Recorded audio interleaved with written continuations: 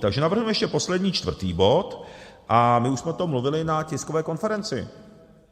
Fialova vláda, bod bude mít název Fialova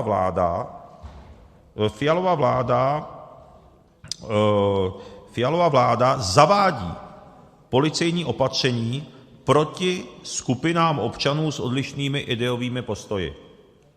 Takže řeknu ten název znova. Fialova vláda zavádí policejní opatření proti skupinám občanů s odlišnými ideovými postoji. No, je to opravdu úplně neuvěřitelné, co už Fialova vláda a ministr vnitra Vít Rakušan z hnutí STAN předvádí, ale všichni tady máme, respektive my to máme, právě zveřejněné, se nám dostali do ruky dokument s názvem Priority krajského ředitelství policie Jihomoravského kraje na rok 2024. A zde je přímo napsáno, že v oblasti veřejného pořádku se bude policie na základě pokynu ministerstva vnitra, neboli ministr vnitra Vít Rakušan z hnutí STAN, že se budou zaměřovat na opatření proti skupinám s odlišnými ideovými postoji. Já musím říct, že tenhle ten nastupující fašismus, fašistické metody Fialovy vládní pětikoalice, kdy vy už si nevíte rady a preference vám jdou, v podstatě klesají k nule, tak vy dokonce chcete šikanovat lidi, kteří s vámi nesouhlasí. A my už s tím máme praxi, proto to říkám takhle natvrdo. Protože vy jste vypli web našeho europoslance pana doktora Ivana Davida, bývalého ministra zdravotnictví a bývalého ředitele psychiatrické léčebny v Bohnicích, soudního experta v oboru psychiatrie, a vy jste mu vypli jeho web Nová republika. Vy, Fialova vláda, vy jste tak drzí. Vy prosazujete tak totalitní metody.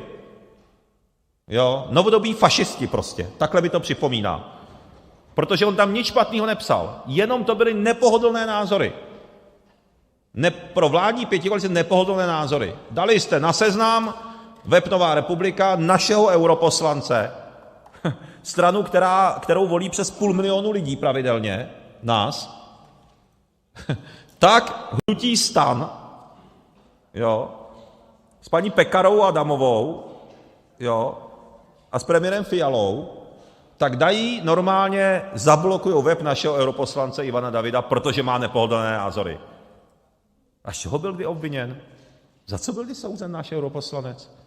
Celoživotní lékař, bývalý ministr zdravotnictví, soudní znalec v oboru psychiatrie, který dělal soudní posudky, protože se specializuje to na vrahy, na nejtěžší vrahy ve věznicích. Jo, si ho povolávali soudy na to, aby dělal posudky. Jo. No to kdybyste slyšeli, když jsem se bavil s tím interně, jakou anamnézu by dal některým vládním představitelům, tak to nebylo hezké povídání. Jo, protože jo, možná to je opravdu bylo zajímavé to slyšet od toho odborníka z celoživotní praxi, je mu 70. Jo, to znamená, je to úplně neuvěřitelný, takže vy už jste s tím začali, s tím omezováním oponentních opozičních názorů, s tím, že umlčujete opozici, občany, nejenom tady ve sněmovně, ale i občany, to jsou policejní opatření, nově vyhlašuje policie na základě pokynu ministerstva vnitra. Jo, mám tady kopii toho dokumentu.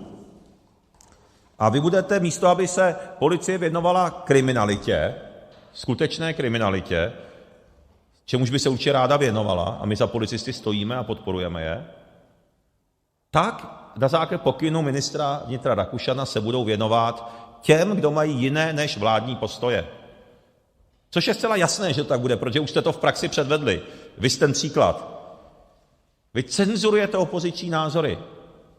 Jo? Normálně vy cenzurujete, protože nemáte argumenty, tak se snažíte všechny umlčet. To znamená, já chci dát mimořádný bod s názvem, který jsem tady už říkal, Fialova vláda zavádí policejní opatření proti skupinám občanů s odlišnými ideovými postoji, protože já si myslím, že je potřeba vysvětlit, aby tady vysvětlili vládní představitelé, koho tím myslí.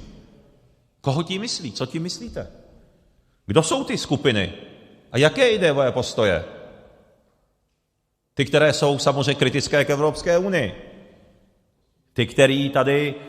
Ti, kteří nevyvěšují ukrajinské vlajky. že jo?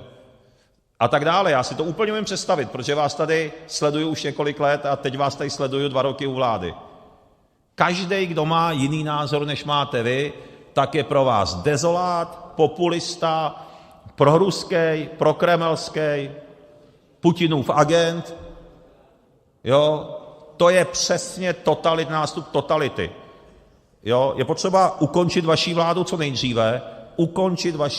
nejdříve, a udělat všechno pro to, aby jsme vrátili do České republiky svobodu a demokracii a normální životy. Děkuju za pozornost.